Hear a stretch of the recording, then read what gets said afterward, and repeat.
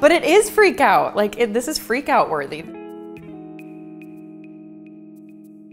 You know how in the fall and winter things get pretty beige? This is a genius side dish that is gonna bring all of the color and brightness back into your life. It's really great for making a head, and there is a special ingredient in there that you are going to want to put on everything. Okay, so the first thing that you have to do is break down a butternut squash.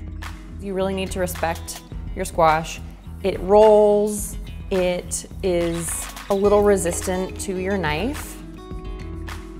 It's really helpful if you take this like neck area and just deal with that separately.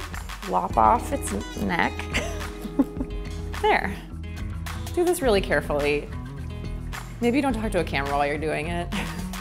If anyone has tips for better butternut squash breakdown, I'm dying to know, because honestly, I dread it a little bit, but then once I get going, it's not really that bad. Okay, so the torso has all the seeds and guts in it. So you can just lop it in half and then spoon those out. All right, now I'm just gonna aim for 1/4 inch slices so they'll hopefully cook evenly. Phew. So it just needs to be tossed with some oil, salt, and pepper before roasting. You just want it to be really generously coated with the olive oil.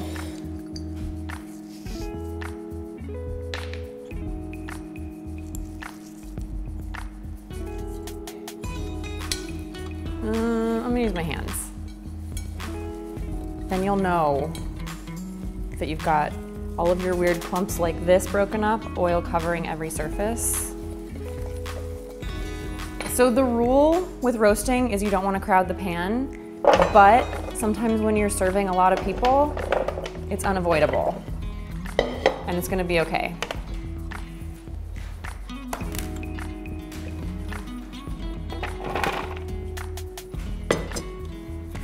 I feel like I'm playing Tetris over here. Just put as much space between these guys as you can. So these just need to go into a really hot oven for a little while till they get tender and caramelized. So this recipe calls for blanched hazelnuts, which is great if you can find them. Sometimes you can't and they come with their skins on them, but that's okay because it's really easy to get the skins off. You just toast them as the recipe says, as you normally would. So if you want to be sure that they're toasted all the way through, crack one open carefully. Check this out.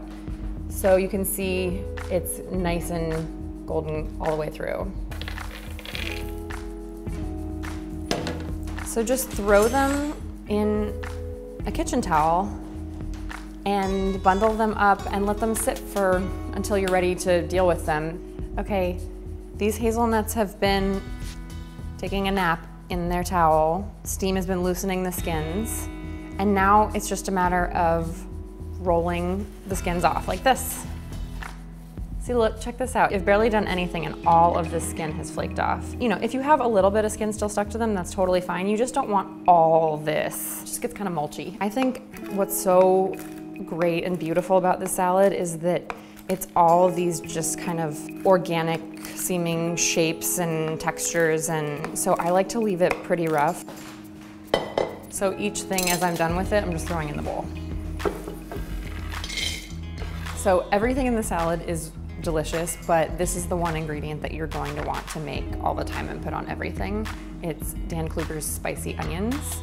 So it's kind of like a pickled onion because there's a good amount of lime juice to give it some acid, but you're just sauteing them so they get a little bit soft and silky too. I'm just gonna sizzle these.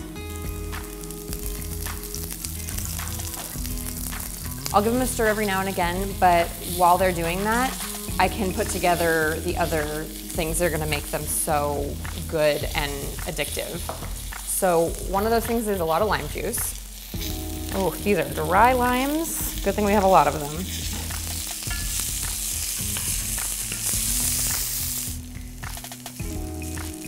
You add a bunch of red chili flakes to make them spicy.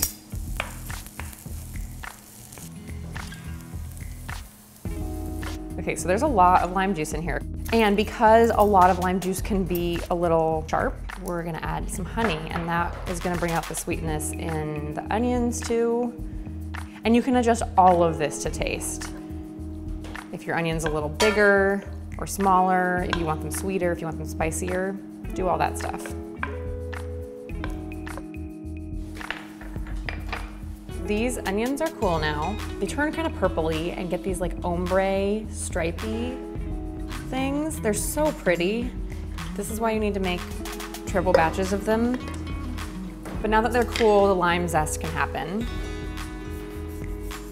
Unless you smartly zested your limes before you juiced them, as I should have done. Okay, that's all you need to do. And now we can assemble our salad.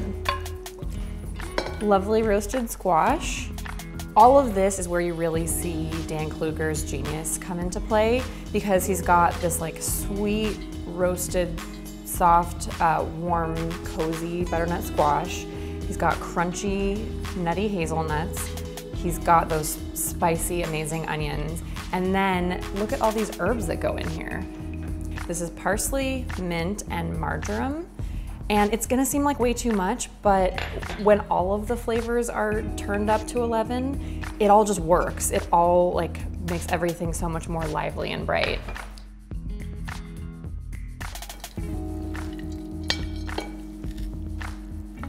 There's so much squash, it's so heavy. The best thing about this when you're getting ready for a dinner party or for the holidays is that you can make all of this ahead and just kind of assemble it at the last minute and leave your oven free for all the other stuff you've got to do. So now it just gets goat cheese because there wasn't enough fun stuff going on already.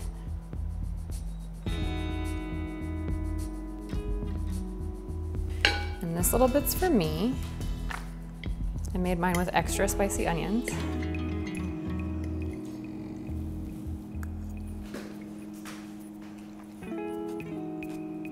That is like fireworks. There's just like, it's just like pow, pow, pow. There's so much going on and it's so exciting, and it will make any dinner party guest freak out. Dan Kluger has really nailed this one. So if you want more genius recipes like this all fall and winter and all year long, be sure to like and subscribe, and you'll get new recipes like this every single week.